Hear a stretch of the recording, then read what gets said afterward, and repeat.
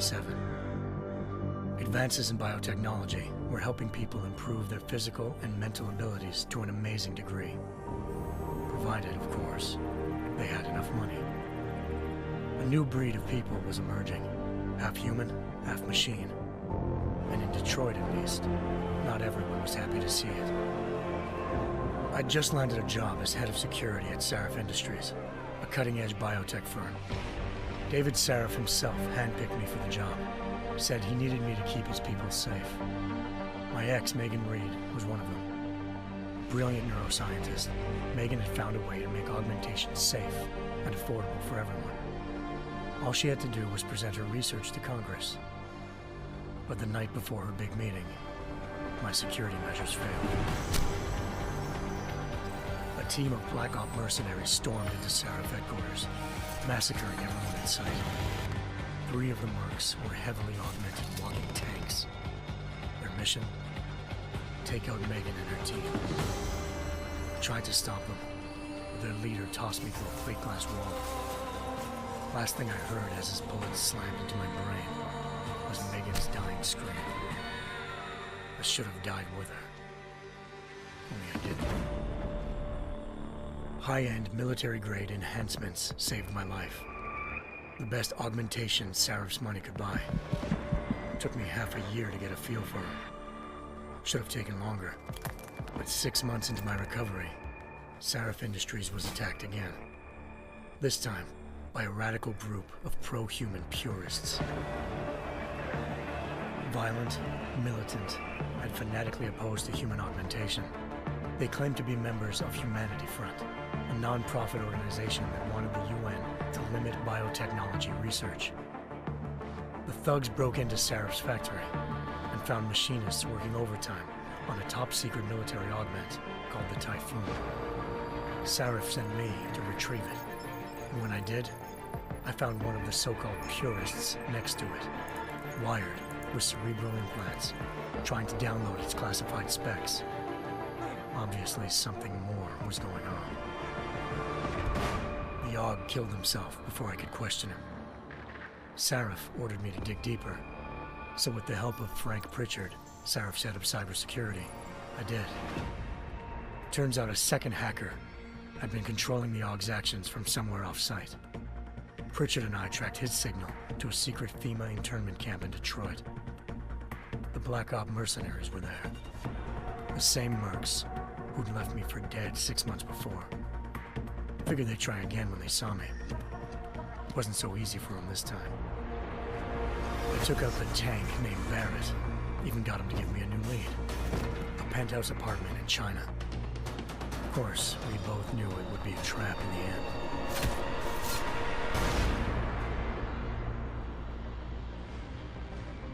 Hengsha Island, China. Home to a city so crowded, they had to build a second city on top of it. Trying to find clues in Hengsha wouldn't be easy. Lucky for me, I wasn't alone.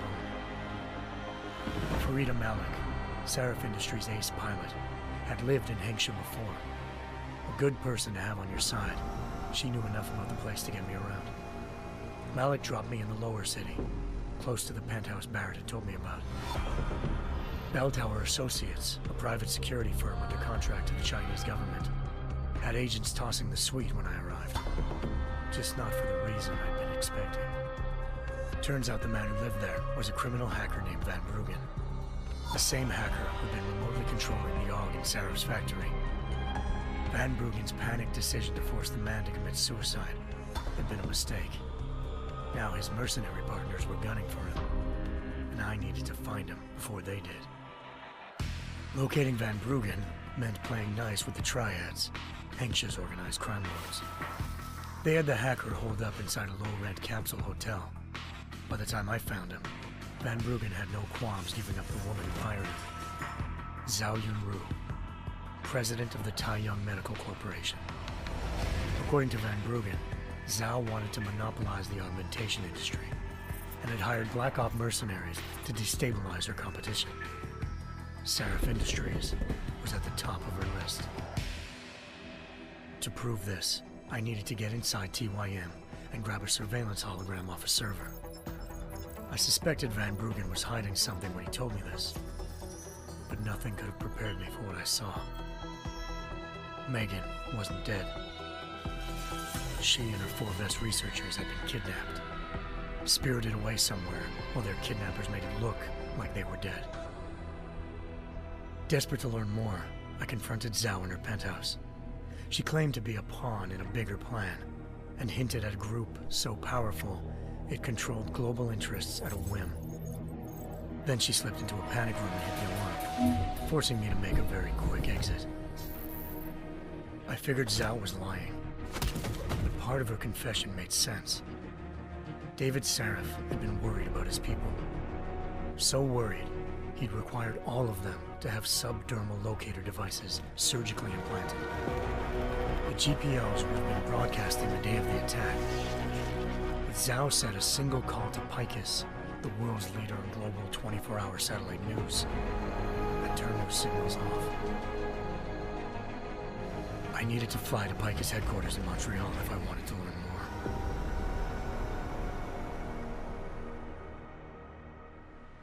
Eliza Cassan, Picus Communications' First Lady of News. Malik thought I was reaching when I told her Eliza was involved in this.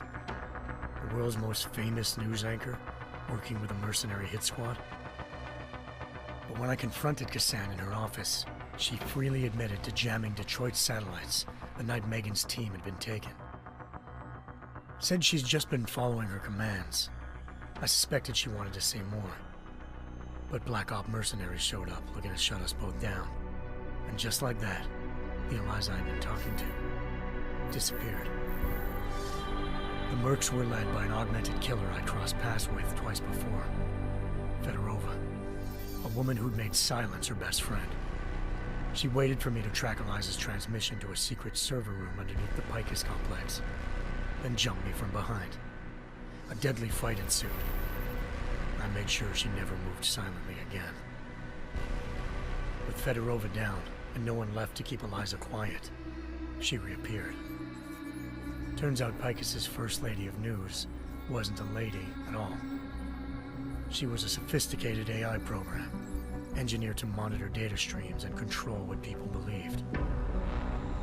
Eliza told me the Mercs had brought in a Humanity Front doctor named Isaiah Sandoval to remove the scientist's implanted tracking devices while Detroit's satellites were down.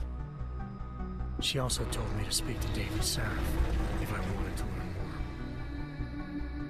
By the time Malik and I got back to Detroit, tensions between normal and augmented citizens had reached a flashpoint. Riots were breaking out in several cities, and the UN was being urged to intervene. Saref was trying hard to convince Hugh Darrow, the inventor-turned-philanthropist who'd once been a leading proponent of enhancement technologies, to help stop a possible regulatory vote. Saref had a lot riding on Darrow. Megan's discovery would have given millions of people the chance to evolve beyond their normal human abilities, and at the same time catapulted Saref Industries to the top of the Fortune 500. According to Saref, Megan's kidnappers knew this, and didn't want people evolving unless they controlled how it was done. He called his enemies Illuminati, and urged me to keep searching. Determined to do so, I tracked down Sandoval via America's most outspoken augmentation opponent, Bill Taggart, Sandoval's boss and founder of Humanity Front. Sandoval admitted to operating on Megan's team when I confronted him, but said he hadn't removed their GPLs. He'd merely switched them to a different frequency. Pritchard was able to trace one of the signals to China. Malik and I immediately took off in pursuit. Unfortunately, the Illuminati were one step ahead.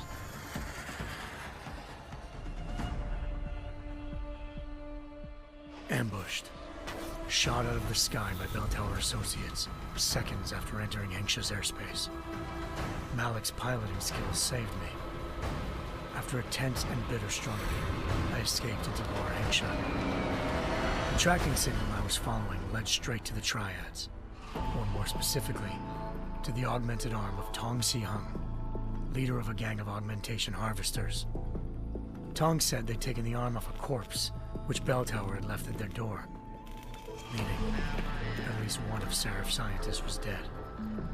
Maybe not the rest of them, though. Tong pointed me to a port used for human trafficking and helped me slip aboard a bell tower ship. It was sailing to Rifleman Bank Station, a military base in the South China Sea.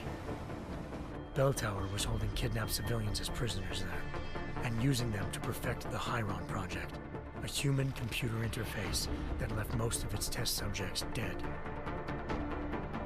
My search for Megan would have ended then, if not for a mysterious ally named Quinn.